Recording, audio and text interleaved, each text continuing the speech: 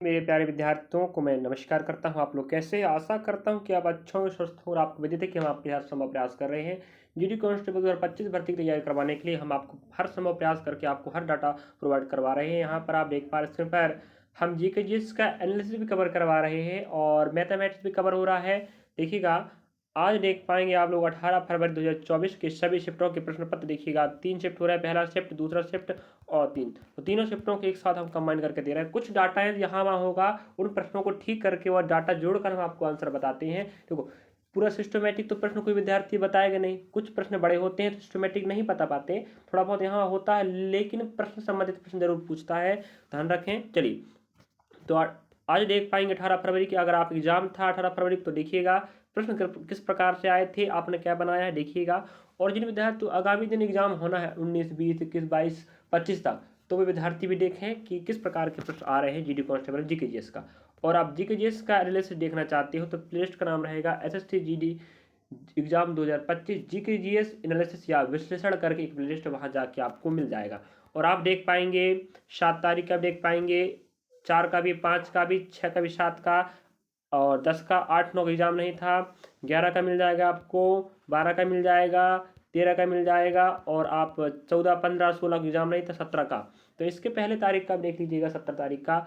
और आप देख पा रहे हैं 18 तारीख का। और हम आपको जानकारी बता दें, हमने 220 प्लस वीडियो का PYQ प्लस टॉप वीडियो वाला भी एक प्लेलिस्ट बना चुके हैं, जहां पर आपको 2024 के चारों पोर्शन मैथ्स, चारों पोर्शन मिलेगा, मैथ्स मिलेगा, हिंदी मिलेगा, रीजनिंग मिलेगा, जीके जीएस मिलेगा, चारों पोर्शन कवर हैं 2024 के, ध्यान रखें। और आपको यकीन नहीं हो रहा है कि सर 24 के प्रश्न नहीं आ रहे हैं, कोई मैथ्स का पैटर्न फॉलो नहीं करना, ना रीजनिंग का, ना हिंदी का, ना जीके जीएस का, तो बोलिएगा 2024 का पैटर्न ही फॉलो कर रहा 25 भर्ती में। तो 24 के प्रश्न पढ़ना चाहते हो तो एक बार विजिट करें, दोनों प्लेलिस्ट को विजिट कर लीजिएगा। और आपको साथ में बता देते हैं, जानकारी सुन लीजिएगा पहले, उसके बाद आगे पढ़ाएंगे हम।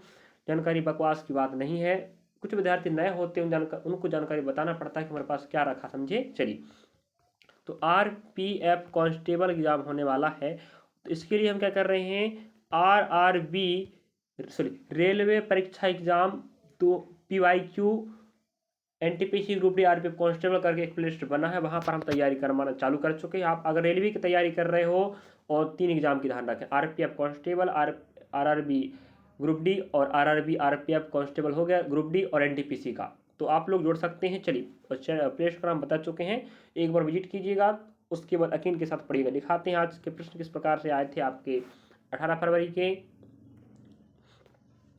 18 फरवरी 2024 का विद्यार्थियों, कुछ प्रश्न तो रिपीट हो जाते हैं, ध्यान रखें। देख पा रहे हैं अगला प्रश्न, जो द्वितीय पंचवर्ष योजना की अवधि क्या थी, जो तो हमें पिछले साल 2024 में पूछा था, 25 में फिर पूछा है और पिछले शिफ्ट में पूछ चुका है, तो जो रहेगा 1956 से 61 तक, ठीक है। और रही बात दूसरी नंबर की है, जो PC महाल नौबिश के मॉडल पर आधारित थी, ये प्रश्न पूछ चुका है कि नहीं। अगला देखिए, अगला प्रश्न हमें कहता है, हॉर्नबिल त्यौहार भारत के किस राज्य में मनाया जाता है, वो नागालैंड में 1 दिसंबर को मनाया जाता है। नागालैंड की राजधानी कोहिमा है, लिखते रहिए। बगल में पेन कॉपी रख के बैठे मेरे विद्यार्थियों, मैं अभी रीजनिंग और हिंदी तो कवर नहीं कर रहा हूँ जीडी कांस्टेबल का, लेकिन पहले करवा चुका हूँ, बहुत सारे वीडियो टॉपिक हो चुका है। मैथ्स और जीके जीएस का रोज पर डे जीके जीएस का एनालिसिस चल रहा है, मैथ्स का शिफ्ट बाय कवर करवा रहा हूँ, ध्यान रखें, जाके देखिएगा। नागालैंड कोहिमा 1 दिसंबर नागा जनजाति द्वारा मनाया जाता है, समझे। और अगला प्रश्न आप देख पा रहे होंगे, भारत के वर्तमान रक्षा सचिव कौन है, श्री राजेश कुमार सिंह। इस प्रकार से कौन क्या है जरूर पढ़ना है आपको। वर्तमान में भारत की MSME मंत्री, मतलब लघु उद्योग मंत्री की बात करें तो जीतन कुमार मांझी है। इस प्रकार से हमें मंत्री परिषद भी याद करना पड़ेगा, कौन कौन सा अधिकारी पद पर बैठा, ये भी पढ़ना पड़ेगा, तो आपकी जिम्मेदारी बनती है पढ़ने के। चलिए, ऊर्जा ना तो नष्ट किया जा सकता है और ना ही उत्पन्न किया जा सकता है, किस नियम से प्रमाण मिलता है।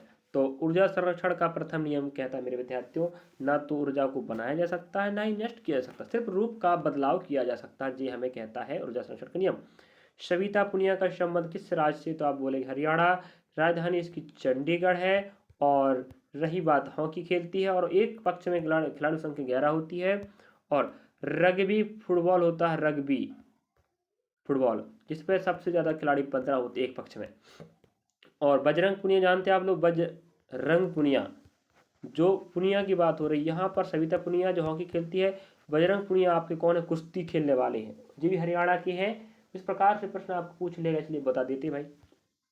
अगला देखिएगा, भारत में पहली जनगणना किस के शासनकाल में हुई थी, ये होना था लेकिन लिख नहीं पाए सही तरीके से। हम ध्यान रखें, बात कुछ मिस प्रिंटिंग हो जाता है जी, हम इस बात पे माफ़ी चाहते हैं, लेकिन आपको हम जानकारी सही बताएंगे, टेंशन ना लें आप लोग।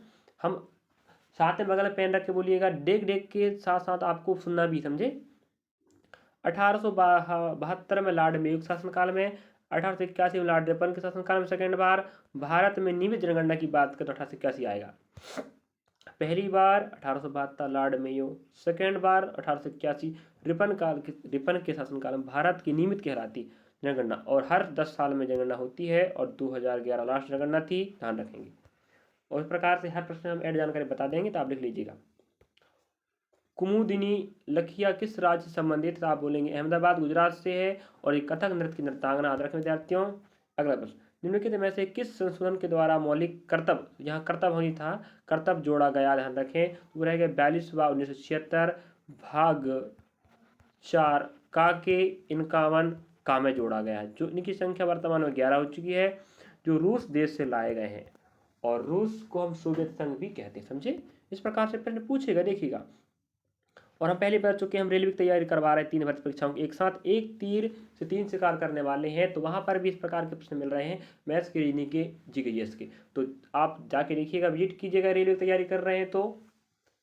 भारतीय शास्त्रीय नृत्यांगना रुक्मणी देवी ने चेन्नई में क्या स्थापित किया है, तो यहाँ पर रुक्मणी देवी का संबंध तमिलनाडु राज्य से है, जो भारत की प्रसिद्ध भरतनाट्यम की नृत्यांगना है, भरतनाट्यम नृत्यांगना है, और भरतनाट्यम के लिए कला क्षेत्र फाउंडेशन की स्थापना की है, ध्यान रखें। अगला प्रश्न हम देख पा रहे होंगे, विनेश फोगाट बजरंग पुनिया, अभी मैंने ऊपर बताया था कौन से राजनीतिक पार्टी को ज्वाइन की है, तो वो रहेगा भारतीय राष्ट्रीय कांग्रेस। तो कांग्रेस की बात करें तो कांग्रेस के वर्तमान अध्यक्ष कौन है, मल्लिकार्जुन खड़गे, ठीक है, मल्लिकार्जुन खड़गे। इसी पार्टी को ज्वाइन कौन किए हैं, विनोद फोगाट और बजरंग पुनिया, जो कुश्ती के प्रसिद्ध खिलाड़ी हैं, कुश्ती का, रखिएगा। अगला प्रश्न हम देख पा रहे होंगे, विजयंती माला को पद्म विभूषण किस वर्ष मिला, 2024 में। और पद्म भूषण की बात करें, पद्म विभूषण दूसरे नंबर का नागरिक सम्मान बड़ा है, उसके बाद पद्म भूषण आता है, फिर एक होता है पद्म श्री, तीसरे नंबर का, दूसरे नंबर का, तीसरे नंबर का, चौथे नंबर का पद्म श्री। पहले नंबर कौन है बोलेंगे तो भारत रत्न है, क्या आएगा, भारत रत्न, समझे। चलिए अगला प्रश्न बढ़ते विद्यार्थी, इस प्रकार से प्रश्न पूछता रहेगा, लव और ड्यूज शब्द का प्रयोग किस खेल में होता है, संबंधित खेल का नाम बताएं, तो टेनिस और बैडमिंटन होता, ध्यान रखेंगे। इस प्रकार पिछले साल इस प्रकार का प्रश्न पूछा था। अगला, अशोक ने कौन सा धर्म अपनाया था, 2024 से पूछा था, और 25 से पूछ लिया, और पिछले चैप्टर में पूछ चुका है, इसलिए बार बार बोलना पड़ता है आपको। आप कहेंगे सर एक ही बात रिपीट करते, कहने का मतलब ये आपके दिमाग में बैठा दें कि जो प्रश्न पढ़ाया जा रहा है या पहले पढ़ चुके हो PYQ 2024 में, वही प्रश्न आपको 25 से पूछ रहा है। तो प्रश्नों का रिपीट कर हो रहा है, क्रम से आप 4 तारीख से एग्जाम चालू हुआ है, आप लोग देखते रहिएगा, नहीं देखे हैं तो जाके देखें पिछले चैप्टरों के प्रश्नों को, और आगामी दिन में आप अच्छे नंबर पा सकते हो। बौद्ध धर्म को कलिंग युद्ध के बाद अपनाया था, तो 261 ईसा पूर्व उड़ीसा के कलिंग युद्ध हुआ, ध्यान रखें। इस युद्ध के बाद सम्राट अशोक का मन परिवर्तन हो गया था रक्तपात देखकर, इतना रक्तपात हुआ था कि हृदय बदल गया और उन्होंने बौद्ध धर्म अपना लिया। शिक्षा को बढ़ावा देने के लिए केजरीवाल ने बीजेपी की किस योजना पर हस्ताक्षर किए थे, जो लिखा है। तो शिक्षा को बढ़ावा देने के लिए केजरीवाल ने बीजेपी के किस योजना पर हस्ताक्षर किए थे, तो PM श्री योजना। और PM श्री योजना के तहत क्या हुआ विद्यार्थियों, स्कूलों में अच्छी शिक्षा देने की बात हो रही थी, इसलिए हमारे बीजेपी की सरकार, बीजेपी की योजना पर हमारे आम आदमी पार्टी के संस्थापक व प्रमुख अरविंद केजरीवाल जी ने हस्ताक्षर किए थे। उस समय दिल्ली के मुख्यमंत्री हुआ करते थे, अब नहीं रहे, ध्यान रखें, मुख्यमंत्री के पद पर सत्ता गिर चुकी है, बीजेपी की सत्ता आने वाली है। कानून के समक्ष समानता किस अनुच्छेद में वर्णित, आप बोलेंगे आर्टिकल नंबर 14। तो आर्टिकल नंबर 14 कहता है सबको समानता का अधिकार है, किसी के साथ भेदभाव नहीं होनी चाहिए, ध्यान रखें। इस प्रश्न को पिछले साल पूछा, पिछले अन्य भर्ती परीक्षाओं में, और जरूरी नहीं GD का एग्जाम है तो GD में ही काम देगा, अन्य भर्ती परीक्षा में काम देगा, ये बात ना भूलें। चलिए अगला प्रश्न में कहता है 2022 में टेनिस के लिए अर्जुन पुरस्कार किसे मिला था, तो लिएंडर पेस, ध्यान, लिएंडर पेस टेबल टेनिस के खिलाड़ी हैं, और एक पक्ष में या तो 1 या 2 खिलाड़ी हो सकते हैं। और 2022 की बात, अर्जुन पुरस्कार आपको पता है जो खेल जगत में दिया जाने वाला पुरस्कार है, जो खिलाड़ी अंतर्राष्ट्रीय राष्ट्रीय स्तर पर अच्छे प्रदर्शन करते हैं उन्हें 2-3 साल तक अच्छे प्रदर्शन करेंगे उन्हें दिया जाता है। और दो बैडमिंटन के क्षेत्र में बात करें तो लक्ष्य सेन को दिया गया था। देखो टेनिस के क्षेत्र में अर्जुन पुरस्कार 2022 में लिएंडर पेस को, ठीक है, और बैडमिंटन के क्षेत्र की बात 2022 में लक्ष्य सेन को दिया गया। तो इस प्रकार से जो प्रश्न पूछा था आप देख लीजिएगा। अगला प्रश्न हमें कहता है साइना नेहवाल का संबंध किस खेल से रहेगा? बैडमिंटन। यहाँ पर भी एक पक्ष में एक या दो खिलाड़ी होंगे। एक होता है सानिया मिर्जा। कौन होता है विद्यार्थी? सानिया मिर्जा, जिनका संबंध क्या है? टेनिस से। इसका प्रश्न भी पहले पिछली बार पूछ चुका है। सानिया मिर्जा की बात करें तो टेनिस है, और साइना नेहवाल की बात करें तो आपका क्या है? बैडमिंटन। याद रखेंगे। अगला प्रश्न है अंतर्राज्य जल विवाद को लेकर किस अनुच्छेद महत्व दे रहेगा? आर्टिकल नंबर 262 में। अगर राज्यों के बीच में जल विवाद चल रहा है तो अंतर्राज्यीय जल विवाद परिषद की स्थापना किया जाएगा जो उनका निपटारा करेगा। समझे? तो आर्टिकल नंबर 262 में इसका उल्लेख मिलता है। अगला क्षत्रिय नृत्य के संस्थापक कौन है विद्यार्थियों? श्रीमंत शंकर देव। क्षत्रिय नृत्य असम का प्रसिद्ध नृत्य है और भारत में 8 शास्त्रीय नृत्य है, उनमें से एक आता है क्षत्रिय नृत्य। इसका क्रमांक 8 ही रहेगा क्योंकि यह भारत का नवीनतम शास्त्रीय नृत्य में से एक है। ठीक है, इसका प्रश्न पिछले चैप्टर पूछ चुका है। सबसे ज्यादा श्रेय किस राजा का मिला? तो अशोक रहेगा, सम्राट अशोक। जो आपको अगर पूछा जाए कौन साम्राज्य शासक है तो रहेगा मौर्य शासक, और मौर्य वंश के शासक है। नंबर रहेगा इनका तीसरा। पहला रहता है चंद्रगुप्त मौर्य, फिर बिंदुसार, फिर सम्राट अशोक। इस प्रकार से इसका प्रश्न पिछले साल पूछा था। और शिलालेख अधिकांश प्राकृत भाषा में लिखे गए। कौन सी भाषा में? प्राकृत भाषा में और ब्राह्मी लिपि में। ठीक है, याद रखिएगा, प्राकृत भाषा ब्राह्मी लिपि में लिखे गए अधिकांश शिलालेख। शिलालेख मतलब होता है, शिला मीन्स पत्थर होता है, पत्थर में जो लेख लिखे जाते हैं उन्हें शिलालेख के नाम से जाना जाता है। अगला प्रश्न आप देख पा रहे होंगे सरोजिनी नायडू ने कौन सी सभा बनाई थी? तो याद रखें अखिल भारतीय महिला सम्मेलन। तो सरोजिनी नायडू भारत की पहली महिला राज्यपाल है। क्या है? राज्यपाल। याद रखिएगा, भारत की पहली महिला राज्यपाल है। और कांग्रेस की बात करें तो कांग्रेस की प्रथम महिला भारतीय अध्यक्ष है। प्रथम महिला भारतीय अध्यक्ष है। ठीक है, भारतीय ध्यान रखना। और एनी बेसेंट तो आपकी वो भी अध्यक्ष है। प्रथम महिला कांग्रेस अध्यक्ष एनी बेसेंट है। लेकिन भारतीय की बात करें तो कौन आएगा? सरोजिनी नायडू आएगी, जो भारत की पहली राज्यपाल भी बनी। समझे कि नहीं? चलिए, अक्टूबर 2024 तक दिल्ली में शिक्षा के लिए कौन सी योजना शुरू की थी? तो नई शिक्षा रणनीति। समझे? शिक्षा के लिए ऋण लिया जा सकता है और बच्चों को पढ़ा लिखा कर आगे बढ़ाया जा सकता है, ये नीति कह रहा था। चलिए, अगला प्रश्न आप देख पा रहे होंगे मंत्रिपरिषद का गठन किस अनुच्छेद में लिखित? आर्टिकल नंबर 74 में। आर्टिकल नंबर 74 कहता है कि जब भी कोई नई सरकार बनेगी, जिस भी सत्ता का या जिस भी गठबंधन, जिस भी पार्टी का अधिक प्रतिनिधि चुने जाएंगे, वही पार्टी अपने मंत्रिपरिषद गठन करेगी और एक प्रमुख चुनेगा जिसे हम प्रधानमंत्री कहते हैं। तो पीएम की अध्यक्षता में इस परिषद की गठन होता है और अध्यक्ष भी वही होते हैं। तो आर्टिकल नंबर 74 कहता है मंत्रिपरिषद गठन होगा और मंत्रिपरिषद का प्रधान पद पीएम ही होगा। तो मंत्रिपरिषद ही तो आपस में मिलकर अध्यक्ष या पीएम का चुनाव करते हैं, है कि नहीं? अगला प्रश्न देख पा रहे हैं असम राज्य में खुशहाली पर कौन सा बिहू मनाया जाता है? तो याद रखें असम का प्रमुख त्यौहार बिहू है, जो 3 प्रकार होता है, साल में 3 बार मनाया जाता है अलग अलग प्रकार से। एक मकर संक्रांति मनाया जाता है, एक अक्टूबर नवंबर मनाया जाता है कि नहीं? तो इस प्रकार अलग अलग त्यौहार है। अप्रैल में 1 जनवरी मनाया जाता है, एक अप्रैल के मध्य मनाया जाता है, एक आप अक्टूबर नवंबर मनाया जाता है। अक्टूबर नवंबर मनाया जाने वाला त्यौहार अलग है, अप्रैल में अलग है और आपका ये अलग है। तो बुहागी या रोंगाली बिहू कहते हैं, जो खुशहाली पर मनाया जाता है। चलिए, अगला प्रश्न देख पा रहे होंगे प्रधानमंत्री मुद्रा योजना की शुरुआत किसने की थी? अगर आपको प्रश्न पूछे तो आप बोलेंगे नरेंद्र मोदी द्वारा किया गया था। 8 अप्रैल 2015 को शुरुआत हुआ था।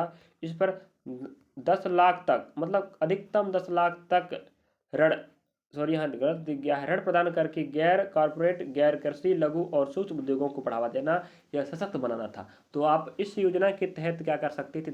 अधिकतम 10 लाख तक ऋण ले सकते थे और कृषि उद्योग, लघु उद्योग और सूक्ष्म उद्योग पर अपने पैसा खर्च करके आप अपने आप में सशक्त या आत्मनिर्भर बनने का मौका प्राप्त कर सकते। समझे? अगला, वर्ष 2022 में शिशु मृत्यु दर में कितने प्रतिशत का अंतर था? तो 2020 में की बात कर रहा है, तो हम आपको बता दें शिशु मृत्यु दर 1000 प्रति जीवित जन्म पर 1 वर्ष से कम आयु के बच्चों की मृत्यु की संख्या को कहते हैं। मतलब 1 वर्ष में प्रति 1000 जीवित बच्चों पर 1 वर्ष से कम आयु के बच्चे जितने मृत होंगे उनकी संख्या को हम क्या कहते हैं? शिशु मृत्यु दर कहते हैं। और रही बात, आप देखिएगा 2020 में कितना था? 29.848% था। और 2019 से कितना कम है? 3.48% कम था जी। समझे? चलिए ये कह रहा था। अगला प्रश्न देखिएगा, मौर्य वंश के तत्काल के मौर्य वंश के तत्काल बाद भारत में कौन से वंश ने शासन किया? अभी हम ऊपर बता चुके हैं। मौर्य वंश जैसे ही समाप्त होगा उसके बाद शुंग वंश आएगा, और शुंग वंश संस्थापक पुष्यमित्र शुंग याद रखें। और जे मौर्य वंश के अंतिम राजा के सेनापति हुआ करते थे, याद रखिएगा, बहुत महत्वपूर्ण फैक्ट है। सेनापति कौन थे? पुष्यमित्र शुंग। इन्होंने मौर्य वंश के अंतिम राजा बृहदत्त, कौन? बृहदत्त की हत्या करके अपने साम्राज्य स्थापना की, याद रखिएगा। अगला प्रश्न देखिएगा हमें क्या कहता है, भारतीय संविधान में मौलिक कर्तव्य को किस देश से लिया गया है, या स्रोत क्या है? और प्रश्न पूछ रहा है, बहुत शानदार प्रश्न, जो पिछली भर्ती में पूछ चुका है 24 में भी, और 25 में पूछ रहा है, पूछते रहेगा हर भर्ती परीक्षाओं में। तो सोवियत संघ बोलिएगा, मतलब रूस, ठीक है। 42 वर्ष संशोधन 1976 में जोड़ा गया। यहाँ गलत हो गया है, हम मुंह से बोल देते हैं, सरदार स्वर्ण सी समिति के सिफारिश पर इसे जोड़ा गया। समझे? अगला प्रश्न आप देख पा रहे होंगे, बहुत शानदार प्रश्न। हर समय प्रयास करता हूँ विद्यार्थी में आपको सही जानकारी देकर, सटीक जानकारी देकर, थोड़ा बहुत प्रश्न यहाँ वहाँ होंगे, बाकी आपको सही जानकारी मिलेगा, और ये जानकारी आपको अगली पेपर में आपको काम देगा। अगर आप एग्जाम कब है कमेंट कीजिएगा, आप हमें देख रहे हैं तो। अगर आपको लगता है कि हमारे लिए काम लायक नहीं तो भी बोल दीजिएगा, हम पढ़ाना बंद कर देंगे। इंडियन एसोसिएशन की स्थापना कब और किसने की थी? याद रखें, 1876 बंगाल में सुरेंद्र नाथ द्वारा किया गया था। बंगाल कहाँ पड़ता है आपको पता ही है। चलिए अगला देखिएगा, क्षत्रिय नृत्य किस राज्य से संबंधित? असम से, और राजधानी इसकी दिसपुर है। और अगर आप बोले क्षत्रिय संस्थापक कौन है तो श्रीमंत शंकरदेव। पिछले चैप्टर में पूछा है और पिछले तारीख में पूछ चुका है। इस प्रकार इस प्रश्न को बार बार पूछ रहा है। गणतंत्र दिवस 2023 में, यहाँ 30 हो गया, 23 होनी चाहिए था। गणतंत्र दिवस 2023 में किस राज्य की झांकी को सर्वश्रेष्ठ झांकी पुरस्कार दिया गया? याद रखें, उत्तराखंड, और विषय था मन स्कंद, याद रखिएगा। इस प्रकार से आपको 24 का भी याद रखना, 25 का याद रखना। समझे? अगला, the test of my life पुस्तक के लेखक कौन है? तो आप देख पा, टेस्ट मतलब होता है the test my of life. आप समझ पा रहे हो, क्रिकेट में टेस्ट मैच होते हैं तो समझ जाए क्रिकेट संबंधित व्यक्ति का होगा, तो ये युवराज सिंह, ध्यान रखें।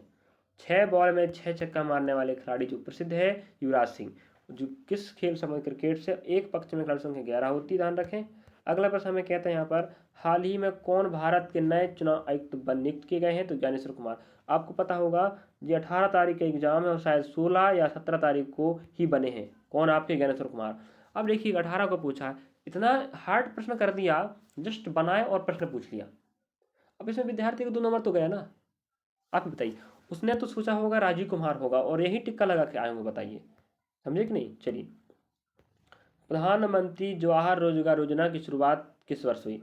ऑप्शन पे डिपेंड करता है, अगर ज्ञानेश्वर कुमार नहीं दिया होगा तो राजीव कुमार दिया होगा, वही आपका आंसर होगा। समझे? तो 1993 प्रधानमंत्री जवाहर रोजगार योजना की शुरुआत 1993 हुई है। इस प्रश्न को पहले शिफ्ट में पूछ चुका विद्यार्थियों। अगर आप पढ़ना चाहते तो पढ़ते रहिएगा, हम आपको बोल देते हैं, आपका फायदा होगा, बहुत नहीं बहुत फायदा होगा। मंत्रिपरिषद की अध्यक्षता कौन करता है? अभी बोल चुके हैं, पदेन पीएम, है कि नहीं। और आर्टिकल नंबर 74 में है मंत्रिपरिषद गठन, अभी बताया था मैंने, इसलिए बोलते हैं, पढ़ते रहिएगा। 1998 में भारत के नियंत्रक एवं महालेखा परीक्षक कौन थे? जिसे हम CAG कैग कहते हैं, नहीं कहते? बताओ कैग। तो कैग की बात कर रहा था, आपको बता दें, वर्तमान उस समय विजय कुमार थे 1998 में, और गिरीश चंद्र मुर्मू अभी जो संजय मूर्ति है इनके पहले थे। वर्तमान में कौन है? तो संजय मूर्ति जस्ट इनके पहले कौन थे? गिरीश चंद्र मुर्मू। धारणा के बाद ये प्रश्न पूछ चुका है और पूछेगा।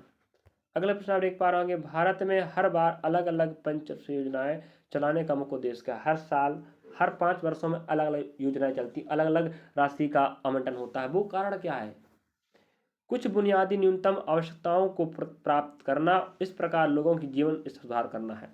मतलब हर 5 साल में नए विचार लेके नए लक्ष्य बना के आपको विकास करना है, सबका विकास, ये इसका लक्ष्य होता है पंच योजना। समझे? अगला प्रश्न आप देख पा रहे होंगे, प्रधानमंत्री जवाहर, रिपीट हो रहा है तो यहाँ रिपीट प्रश्न कोई बात नहीं, लास्ट प्रश्न जाएगा होगा। चलिए लास्ट प्रश्न बचा है, पंडित रविशंकर ने निम्नलिखित में से किस मूवी पर काम किया? मूवी मतलब फिल्म की बात कर रहा है। तो फिल्म आपको पता होगा, पंडित रविशंकर आप पता क्या बजाते हैं? वाद्यंत्र। तो मुझे उम्मीद नहीं कि आप लोग आंसर बताओगे, तो मुझे आप लोग कमेंट बॉक्स में बताइएगा पंडित रविशंकर किस वाद्यंत्र के वादक हैं, है कि? चलिए देखते हैं कौन बताता है। तो नीचानगर, घराना, खानदान, अपूर्व संसार, पाथेर पंचाल, 14वीं चांद जैसे कई फिल्मों में संगीत का काम किया है पंडित रविशंकर। अब आपकी जिम्मेदारी बनती है, हम आपको प्रश्न दिखा दिए विद्यार्थियों। तो आपको दोनों प्ले लिस्ट एक बार चेक करना है, जीके जिस एनालिसिस का और PYQ 2023-24 का विजिट कीजिएगा। मैं आपको गारंटी देता हूँ 80-90% आपको फायदा मिलेगा। और विद्यार्थी मुझे देख रहे हैं, पसंद कर रहे हैं, मुझसे जुड़ रहे हैं, मुझे बहुत अच्छा लगता है और मैं हर समय प्रयास करूँगा आपके लिए सही जानकारी देकर आपको बेहतर तैयार करवा सकूँ। अगर आप लोग RRB railway requirement board railway परीक्षा की तैयारी कर रहे हैं, NTPC ग्रुप डी और RPF कांस्टेबल का, तो जुड़ जाइएगा, तैयारी चालू हो चुकी है। और नहीं जुड़ना चाहते तो कोई दिक्कत की बात नहीं, चलिए। और हम न्यू अपडेट न्यू एडिशन के साथ आप पढ़ाएंगे। पिछले 2019 में जो पेपर हुए हैं वो कोई काम का नहीं है, देखिएगा। इसलिए हम आपको दिखा रहे हैं 2024-25 जो एग्जाम हुए 22, 23, 24, 25 में वही एडिशन का प्रश्न आपको छपने वाला है, क्योंकि RPF कांस्टेबल में एग्जाम आएगा 2 मार्च से चालू हो जाएगा। तो 2024 में एग्जाम हुआ है ना किसका, RPF SI का पैटर्न ही तो फॉलो करेगा, SI का। तो SI का पढ़ दीजिएगा, RPF कांस्टेबल बन जाएगा, मुझे उम्मीद है। चलिए आप समझ गए होंगे मैं कहना क्या चाह रहा हूँ। तो आप लोग जुड़िएगा हमसे, अच्छा लगा तो लाइक करें, सब्सक्राइब करें, शेयर करें विद्यार्थी, आपका सहयोग हमारा हौसला बढ़ाएगा। चलिए मिलेंगे नेक्स्ट पार्ट के साथ, नेक्स्ट तारीख रहेगा, नेक्स्ट चैप्टर।